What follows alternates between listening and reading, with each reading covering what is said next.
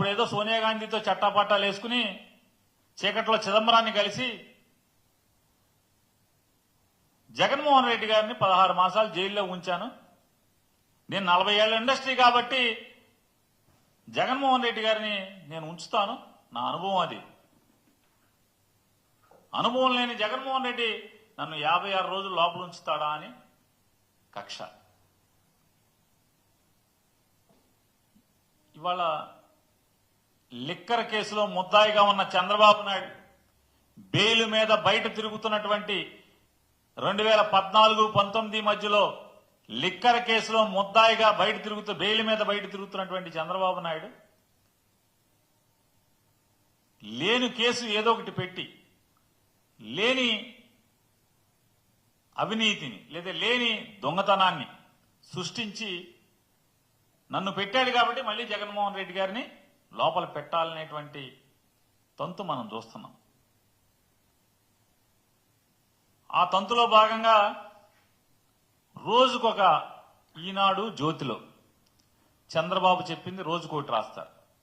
ముందు విజయసాయిరెడ్డి మొత్తం liquor scam చేశాడు. విజయసాయిరెడ్డిని కటకటాలు ఊచలు లెక్కెట్టిస్తామని చెప్పి రాయించారు. విజయసాయిరెడ్డి పాత్ర పార్టీలోంచి వెళ్ళిపోగానే వెంటనే రాజకేశిరెడ్డిదే మొత్తం ప్రధానమైన పాత్ర, మొత్తం కర్త కర్మ క్రియే అంతా అతనే అని చెప్పి ఇంకొక రోజు రాస్తారు. మరొక రోజు రాస్తారు జగన్మోహన్ రెడ్డి మొత్తం దొరికేశాడు, అరెస్టు చేయటమే గజగజలాడిపోతున్నారు మొత్తం వైఎస్ఆర్ కాంగ్రెస్ పార్టీ వాళ్ళు ఇంకోళ్ళు రాస్తారు. ఇంకో రోజు రాస్తారు ఇదే ఈనాడు ఇదే జ్యోతి. అరే నిన్న మొన్న ఈ రాశాం కదా, మనకు సిగ్గుండాలి కదా.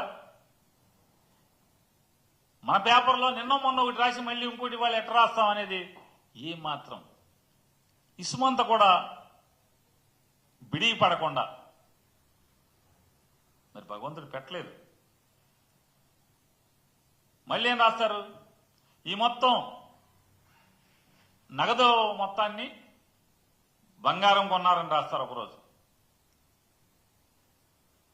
ఇంకో రోజు చెప్తాడు ఓ ఫారెన్ వెళ్ళిపోయింది మొత్తం డబ్బులని, దుబాయ్ వెళ్ళిపోయినాయి డబ్బులని రాస్తాడు. ఇంకెవడో పాత్ర అంటారు. మరొక రోజు రాస్తారు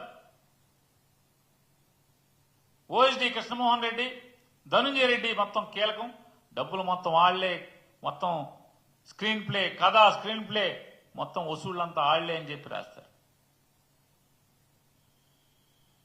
మళ్ళీ ఇవాళ రాస్తారు మొత్తం మిథున్ రెడ్డే, కర్త కర్మ క్రియ అంతా కూడా మిథున్ రెడ్డే.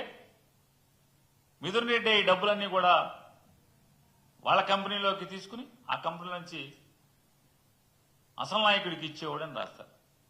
సిగ్గుపట్టం కానీ అరే రోజుకో రకమైన స్టోరీ రాయటం ఏంటి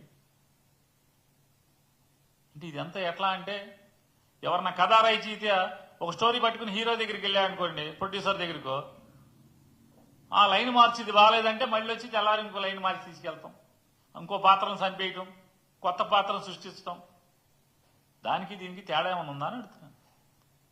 రోజుకొక కథ వండి వార్చడం ఈనాడు ఆంధ్రజ్యోతి. పోలీసులు ఇంకోటి రాస్తారు రిమాండ్ రిపోర్టుల్లో. నిన్న మొన్న రాస్తాడు ఎన్నో లక్షల కోట్ల పేజీల మెమరీని మొత్తం ధ్వంసం చేశారు, కీలక ఆధారాలన్నీ నాశనం చేసేశారు. ఆధారాలు లేకుండా మీకు అసలు అంటే ఆధారం అనేది లేకుండా అది కేసు ఎక్కడది? తప్పు జరిగిందని మీకు ఎవరు చెప్పారు? అంటే జగన్మోహన్ రెడ్డి గారిని అరెస్టు చేయాలనే దగ్గర నుంచి బయలుదేరి కిందకు వస్తారు. ఎలా అరెస్టు చేయాలి? ఇప్పుడు ఆధారాలు లేవంట కొత్తగా. ఇప్పుడు మళ్ళీ మిథున్ రెడ్డి గారికి అంట 5 కోట్లు ఏదో అదాన్ కంపెనీ నుంచి 2019లో వచ్చింది.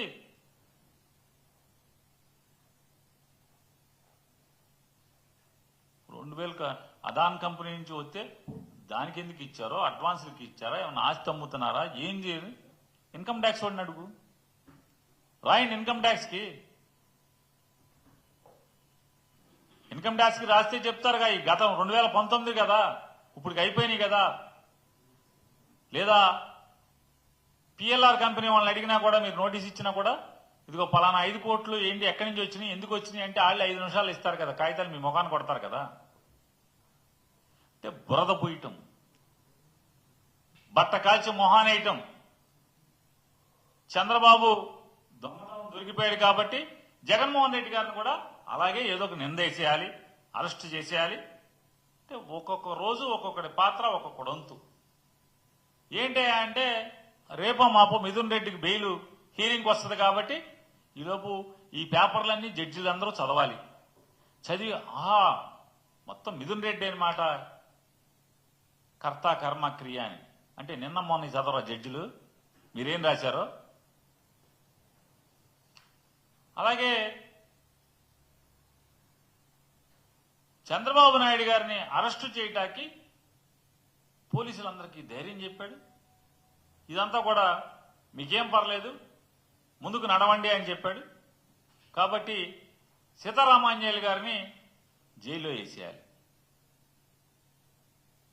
జైల్లో వేసి ఇప్పుడు ఏం చెప్తారా అంటే జైలు అరెస్ట్ చేయటానికి వెళ్ళిన రోజు నిజంగా ఎవరన్నా ఉంటే